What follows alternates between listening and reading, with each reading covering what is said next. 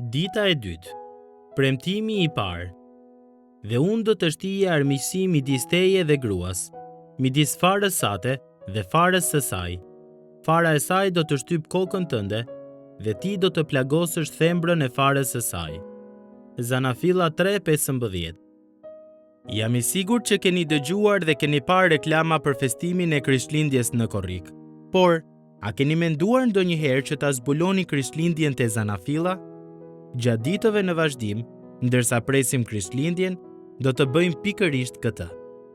Zanafilla 3:15 na siguron atë që shpesh quhet proto-evangelium, ungjilli i parë. Lajmi i mirë ishte i nevojshëm, sepse urdhri i Perëndis për të mos ngrënë nga pema e njohjes të së mirës dhe të së keqes u shkel, dhe dënimi i premtuar për një mosbindje të tillë ishte vdekja.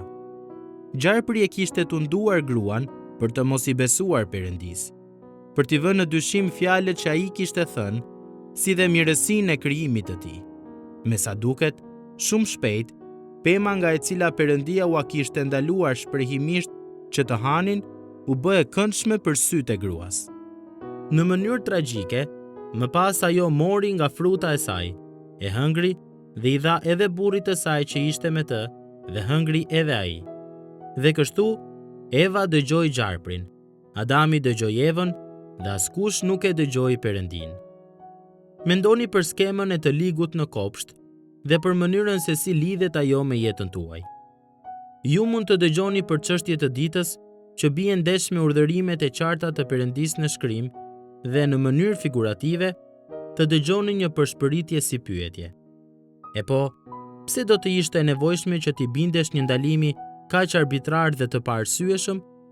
Gënjeshtra e djallit është gjithmonë e njëjtë.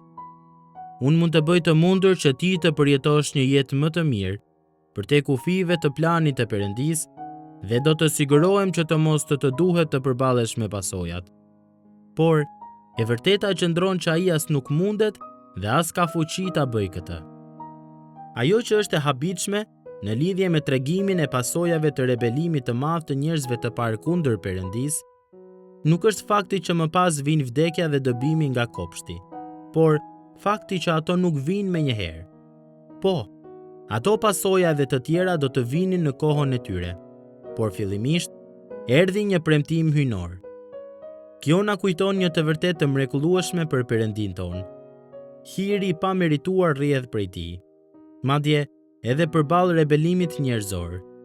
Ky premtim i mahnitshëm nga Perëndia ishte që një farë, një pasardhës i gruas, do të vinte që të merrej me këtë gjarpër, këtë uzurpator të madh, i cili ishte në konflikt me vetë qëllimet e Perëndis. Që nga kjo pikë Zanafillës dhe gjatë gjithë historisë, vlon një luftë mes të ligut dhe njerëzimit, kulmit të krijimit të Perëndis. I ligu u paralajmërua, madje teksa njerëzimi u dëbua nga kopshti, se një ditë do të lindte një fëmijë mashkull, i cili do t'i zhbënte hilet e tij të liga. Nga ky çast, lindja e çdo djali duhet të kishte shkaktuar pyetjen: a mund të jetë ky ai që premtoi Perëndia? Agjenda e djallit ishte të sigurohej që njerëzimi të mos arrinte kurrë tek ai, për të cilin bën fjalë vargu 15. Kjo i shpjegon ndodhit si Goliathi kundër Davidit, Babilonasit kundër Jerusalemit, Nebukadnecari kundër Danielit dhe shumë shembuj të tjerë përgjatë dhjetës së vjetër.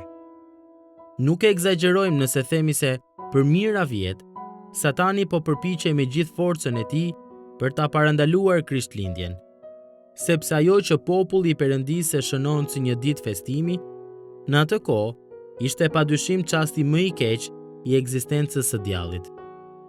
Kush tjetër mund të ketë qenë vallë pas planit të Herodit për t'i shkatëruar të gjithë fëmijët meshkuj nën moshën 2 vjeç? Ai po kërkonte të shkatëronte atë që Perëndia kishte planifikuar. Kjo armiqësi mes atij që Perëndia premtoi se do t'ia shtypte kokën gjarprit dhe vetë gjarprin, është konflikti i madh i historisë njerëzore. Ky është subjekti kryesor i gjithë Biblës. Megjithatë, ndryshe nga djalli, ne mund t'i themi Perëndis: e pranoj që mund të bësh gjithçka dhe që asnjë nga planet e tua nuk mund të pengohet. Përpara se marrëdhënia e njeriut me Perëndin të prishej, si rezultat i rebelimit dhe përpara se të krijoheshin Adami dhe Eva, Perëndia e kishte planifikuar tashmë shpëtimin. Ndonse Bibla nuk jep përgjigje të drejtë për drejtë se pse lejoi Perëndia që njeriu të binte në mëkat, ajo megjithatë na vërteton këtë. Perëndia kontrollon gjithçka. Nëse dëshironi me zjarr të jetoni në sundimin e Atij që do ta bëjë siç duhet gjithçka, që tani është e gabuar, ky është një shkak për të festuar. Për shkak se Perëndia është në kontroll, asgjë nuk mund ta pengonte lindjen e të premtuarit që do t'ia shtypte kokën gjarprit, lindjen e Jezusit të Nazaretit. Për shkak se Perëndia është në kontroll, asgjë nuk mund ta pengojë jetën e përsosur që jetoi ai.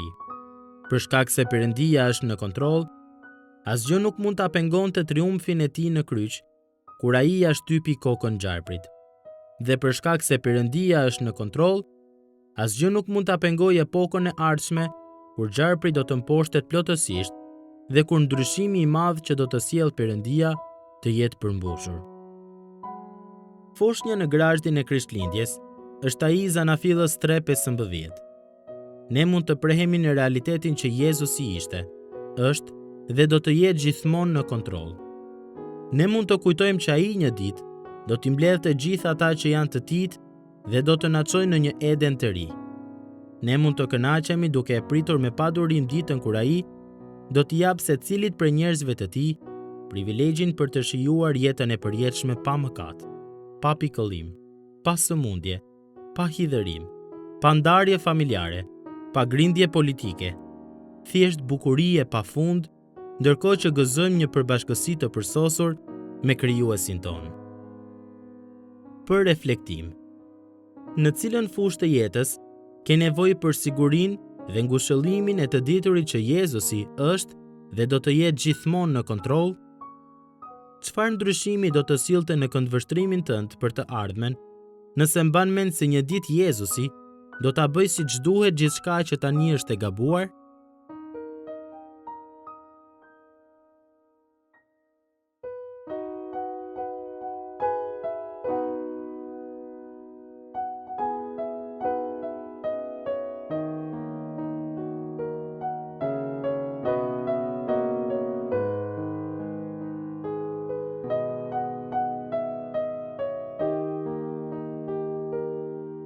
Gjithë ti krijove ti, në përjetësi e drita jo, o Krisht veç ti në na shpengon, dhe lutjen ton ti Zot dëgjo.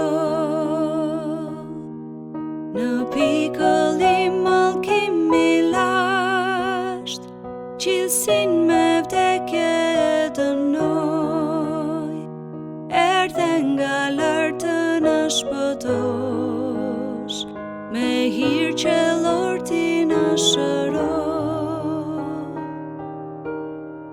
Kur toka u zhyt në errësir, ti erdhe por jo me shkëlqim, jo si një mbret por si fëmijë, te prerit Virgjërës Mari.